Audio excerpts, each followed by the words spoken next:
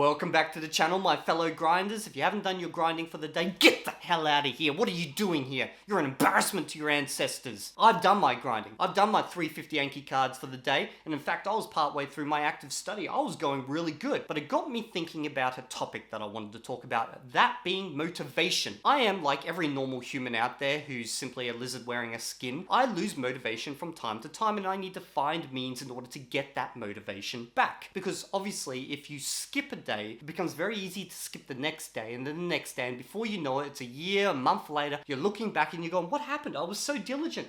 All I did was skip a day or two, and suddenly it's 6 months later. So we have to come up with means in order to keep us moving forward, because learning a language is a very long, slow process. It's basically, you gotta walk that marathon. But if you suddenly take a rest and then you decide to cop out, well, then you're never going to get to your goal. So I've come up with various means over time for how to do it, and I want to present you with what I think is the best means. But first, I'm going to present you with a couple that I tried beforehand. So one of the first ideas I came up with was just to think about where I was a year ago. See, if I started my process a year ago, then as of today, I would probably already be quite like high level in this language. And that just annoys the hell out of me. Man, if I wasn't a lazy mofo, I could already be moving on to the next language by now. Alas, it is what it is. So that keeps me thinking, okay, well, I don't want to be in another year from now, looking back at this moment while I'm sitting here with old mate Elmo on the bed, going, man, if you just kept going, things would be so much better right now. So that was my first means of like motivation. Now, I know a lot of people, what they do, they like to look at their Anki deck and then they'll go, okay, well, I'm going to look at how many days, look at this, I've done, 30, 60, 90 days in a row, I haven't broken, I haven't stopped. But for me, that was never a good form of motivation. And I came up with a better one that actually allows me to look at my progress and really tangibly see it beyond actually using the language and feeling your progress. Because I'm at the stage now where every day's progress, you don't feel it because, well, at this level, it's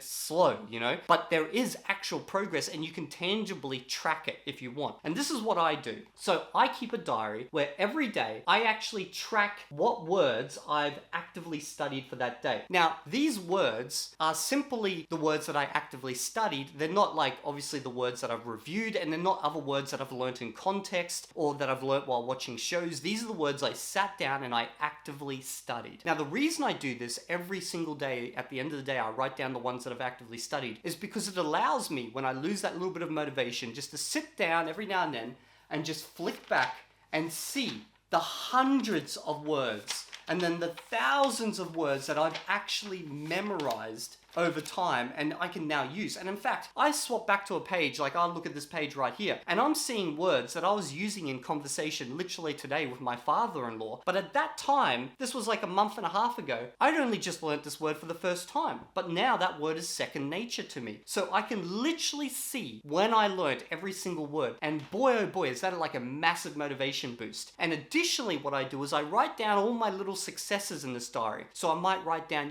today was like my first conversation about this topic, which was so awesome. Or this person commented something about, my Chinese, which was amazing. And basically that allows me to just sit down, review it. And by the time I finish my review, I'm like, you know what? Let's do this. Let's do this. We're gonna do some active study. Yeah. And I'm like pumped. Okay. It's almost like, how people who work out at a gym, they take a photo diary of themselves every day that basically reflects over time the buildup of their muscles and stuff like that. This is basically like a photo diary of what I've learned. So I started doing this probably about 3 months ago, and this has been like the best way to continue my motivation moving forward. And additionally, it has some extra benefits. One, I write down the characters at least once. My plan is not to learn how to write Chinese characters just to be able to read them on screen, but writing them at least once helps me in that like learning process as well. And I also like to write down what the level of each word that I've learned is actually within the HSK system, which is like a system for testing within Chinese. And you'll notice now on this page, most of them are HSK 6 and HSK 5. So that gives me a general idea of where I sit within the testing framework for the Chinese language. And the funny thing is, if I skip back to 3 months ago, I'll see that the vast majority of my words were,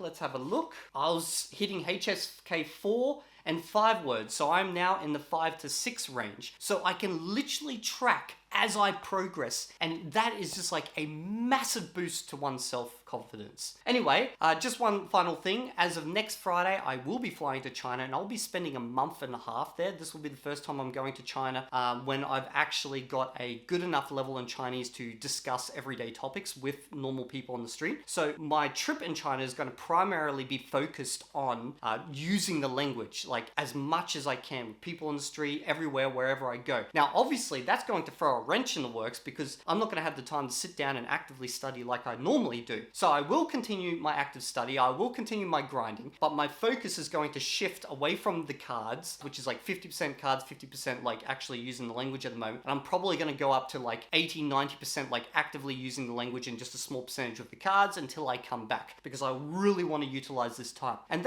I'm just saying that because when I give you guys like these ideas and these rules and stuff about how I do things, just remember nothing's set in stone. Like you need to like change things based on the situation you're within. And finally, when I'm over there, I will be talking about the language learning process and what's going on and stuff like that. If you guys want to see a little bit of China, just let me know in the comments and maybe I'll put together a vlog or two about what I'm actually doing while I'm over there with my wife, etc. And that's it. And I'll see you all in the next video. And if you're not there, well then I'll write your name in my diary.